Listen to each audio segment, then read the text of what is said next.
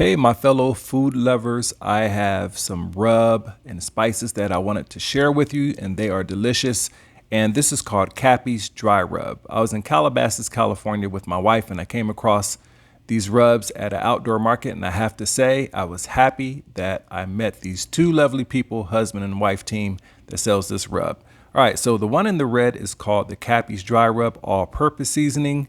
And the one in the green is called the Cappy's Dry Rub All-Purpose Seasoning Mild. The yellow one is the salt-free all-purpose seasoning. And I gotta say, I tried them on everything and they are delicious. Not a lot of salt, just the right amount of flavor. That's right, I tried them on some burgers and I used the dry rub, the original dry rub.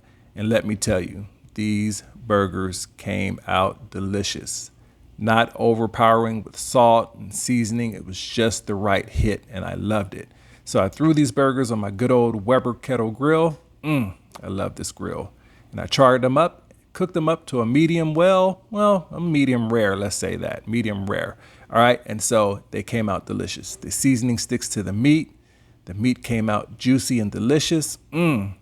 That's right, and it tastes amazing. This stuff is delicious, y'all. You should make sure you give them a shout out. Check them out online. It's called Cappy's Dry Rub. And they have a website called www.cappysdryrub.com. And I guarantee you, you will love it. Now, they also do sell this rub in a multi-pack to where you can get all four of them. And they also sell them, single. You decide what you want. But I highly recommend that you get every single one of them. They make some delicious, tasty, great rub. Like I said, we have the spicy, we have the salt-free, we have the mild, and we have the good old original right here. All right, guys, thanks for watching the video. And I promise you, I will be making more videos coming soon. And hey, thanks for liking and subscribing. Bye.